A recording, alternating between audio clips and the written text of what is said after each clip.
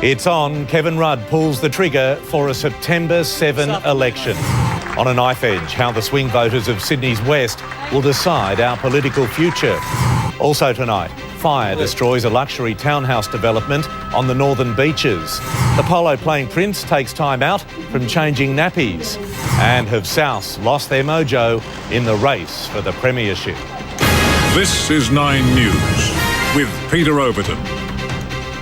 Good evening, it's on. That's how Kevin Rudd today confirmed the federal election date of September 7. The Prime Minister ended weeks of intense speculation, flying to Canberra this afternoon and announcing his decision in emails and tweets to supporters immediately after a meeting with the Governor-General. Political editor Laurie Oakes begins our coverage. 3:10 this afternoon, the Prime Minister's car sweeps along Canberra's Dunrossell Drive and through the gates of Government House, so Kevin Rudd can recommend to Governor-General Quentin Bryce a September 7 election. The small group of sightseers waits only a few minutes before Mr Rudd re-emerges, gets back in his car and immediately sends out an email to Labor supporters saying it's on. The time has come for the Australian people to decide on our nation's future. At last, the choice is yours. It's not the choice of the caucus. It's not the choice of the faceless men. I know I enter this election as the underdog. In fact, my political advisors tell me if we had an election yesterday, Mr Abbott would be Prime Minister as of today. Do you really want 3 more years like the last 6? The opposition leader was out campaigning today well before the starter's gun was fired, mobbed in Sydney's Chinatown by well-wishers, many wanting their pictures taken with him. Though not all wished him well. You're a wanker. I've been called worse, I've got to say. Yesterday, Mr Rudd said he intended to be in Russia in early September, attending the G20 summit. Hardly the most honest start to an election campaign. But on his way to church in Brisbane this morning, before flying to Canberra, he made 2 announcements that give Labor a boost. WA is now going to participate in the Disability Care Australia scheme. Victoria will now sign up to the Better Schools plan. At his news conference, Mr Rudd seemed to channel one of his prime ministerial predecessors. This election will be about who the Australian people trust to best lead them through the difficult new economic challenges which now lie ahead. This election, ladies and gentlemen, will be about trust. Who do you trust to keep the economy strong? It's really about who is more fair income. Who can you rely on to build a better future? The 2 leaders outlined their election pitch. Charting a course through the choppy economic waters that lie ahead will require a steady hand. We will scrap the carbon tax. We will get the budget back under control. We will build the infrastructure of the future, and we will stop the boats. You, the Australian people, over the years have seen me at my highest highs and some of my lowest lows. I think as a result you know me pretty well, warts and all. You've watched us for 3 years. You've seen the unity. You've seen the stability. It's the moment of truth for Kevin Rudd, toppled before he got to fight an election in his first term as Prime Minister, now recalled to try to save a party that was facing a massive electoral wipeout under Julia Gillard. I would be deeply honoured to serve you, the Australian people and our country into the future. I am ready. My team is ready. Laurie Oakes, 9 News.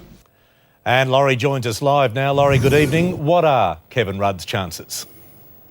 Well, Peter, they're certainly better than Julia Gillard's. The Labor vote has jumped since Kevin Rudd took over just a few weeks ago, and it's stayed steadier, I think, than the coalition expected. But Kevin Rudd had a pretty bad week last week, and finishing with that economic statement with all the bad news, bad economic news of tax rises and spending cuts. Also, I think that he's not looking as sure as he did. But Labor does have a chance, you'd have to say that. And I think that with this date, September 7, he solved his slogan problem. The last time he fought an election, you'll remember, it was Kevin 07. Well, this time it's vote Kevin, September 7. Good on you, Laurie. Thank you. Talk to you many times, I would suspect, over the next 5 weeks. Well, Sydney's west and southwest are key to Kevin Rudd's re-election as Prime Minister, with a number of Labor seats held by the slimmest of margins. Mark Burrows takes a look at the numbers. Watching Kevin Rudd's drive to the Governor-General, the man with everything to lose. Labor MP for Lindsay, David Bradbury. His seat is on a knife edge. It's up to me to go out there and stand on the record of what we've delivered. Launching his campaign at the Penrith RSL, Bob Hawke. David Bradbury will need all the help he can get. It'd be silly to say we're going to win. I think it'd be a tight contest, and I believe we've got a very good chance of winning. In Sydney, Labor holds 5 seats with the slimmest of margins. Greenway in the northwest, a few hundred voters could hand the seat to the Liberals. Lindsay covering Penrith, the Libs reckon they can win despite Labor's resurgence under Rudd. Banks in the southwest held with just a 1.5% margin. Reid covering Homebush and Five Dock, and Parramatta with a margin of just 4.4%. If Labor can hold strong in New South Wales, they have a chance of winning. That's a big if, but they might just get there, and if they do, then they are in with the show. If Western Sydney was to turn on Labor, the government would have no chance of winning. Up until now, the polls have been encouraging for Kevin Rudd. The 50-50 is a great result for Labor on where it was, but it's still not enough in order to guarantee them a victory at the election, because we know that they will win seats in Queensland, but there's likely to be a net loss in states like New South Wales, possibly Victoria and Tasmania. The fate of Labor and the Liberals in their hands, the voters of Western Sydney are about to be blitzed. And we won't be voting for the current government, that's for sure. Just get on with it. Let's stop the games and let's get on with it. Mark Burrows, 9 News. Let's go live to reporter Tom Steinford in Penrith now. Tom, it's not going to be easy.